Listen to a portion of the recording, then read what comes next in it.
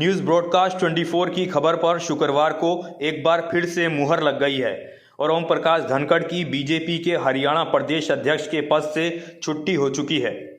ओम प्रकाश धनखड़ की जगह कुरुक्षेत्र से सांसद नायब सिंह सैनी को हरियाणा का नया प्रदेश अध्यक्ष बना दिया गया है, जबकि ओम प्रकाश धनखड़ को भी खाली नहीं रखा गया है, उनको अब राष्ट्रीय सचिव बनाया गया है। ओम प्रकाश धनखड़ के बारे में हमने 3 दिन पहले ही आपको बता दिया था कि उनकी छुट्टी जल्द ही हो सकती है और हमारी ये खबर एकदम सटीक निकली और शुक्रवार को ओम प्रकाश धनखड़ की हरियाणा प्रदेश अध्यक्ष के पद से विदाई हो चुकी है।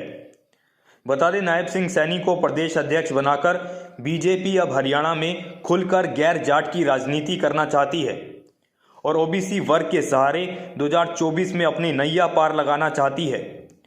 हरियाणा में ओम प्रकाश धनखड़ को सुभाष बराला के बाद बीजेपी ने इसलिए प्रदेश अध्यक्ष बनाया था ताकि वो जाट वोटरों को बीजेपी के साथ जोड़ने का काम कर सके और उनको बीजेपी के साथ लामबंद कर सके।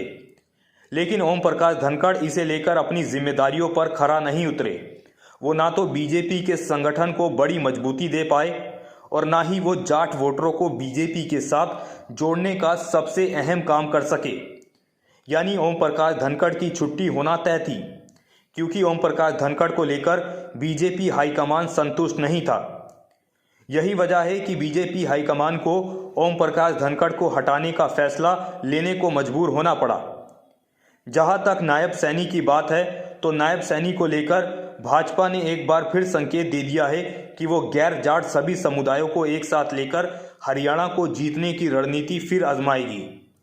हरियाणा में बीजेपी प्रभावशाली जाट समुदाय से अपना ध्यान हटा रही है, क्योंकि जाट समाज इस समय बीजेपी से काफ़ी नाराज है और बीजेपी हाईकमान को ये एहसास हो चुका है कि हरियाणा के जाट वोटर अब बड़ी संख्या में बीजेपी के साथ लामबंद नहीं होंगे। जाट समुदाय को अपने साथ जोड़ना बीजेपी हाईकमान को नामुमकिन सा लग रहा है। इसलिए जाट नेता को अध्यक्ष पद से हटाकर पिछड़ा वर्ग के नायब सैनी को प्रदेश अध्यक्ष बना दिया गया है।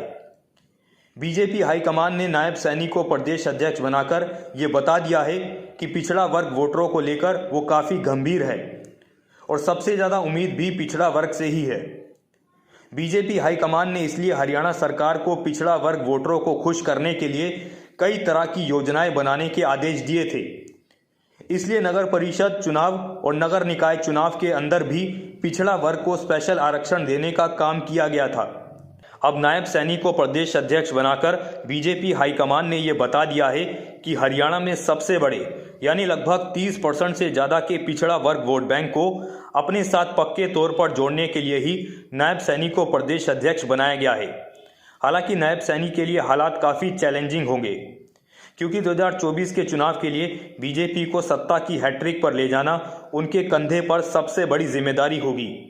वही ये लक्ष्य हासिल करना उनके लिए आसान नहीं होगा, क्योंकि सरकार के प्रति 10 साल की नाराज़गी के बाद अब 2024 में जीत की हैट्रिक लगाने के लिए जहां सरकार को बेहतर परफॉर्मेंस करनी पड़ेगी, जहां मनोहर लाल खट्टर को जनता के प्रति अपनी नाराज़गी दूर करनी होगी, वही नायब सैनी को भी पार्टी के संगठन को मजबूती देकर और सरकार के साथ साझेदारी करके चुनाव लड़ना होगा। साथ ही बीजेपी के छोटे वर्कर से लेकर बड़े नेताओं को एक लड़ी में पिरोकर चुनावी जंग लड़नी होगी। अभी तक नायब सैनी इस तरह की किसी जिम्मेदारी पर नहीं लगे हैं। ऐसे में प्रदेश अध्यक्ष के तौर पर उनकी ये अग्नि परीक्षा होगी और ये अग्नि परीक्षा उनकी जिंदगी की सबसे बड़ी परीक्षा भी रहेगी। फिलहाल के लिए इतना ही। ऐसी ही तमाम अपडेट्स के लिए देखते रहे न्यूज़ ब्रॉडकास्ट 24। नमस्कार।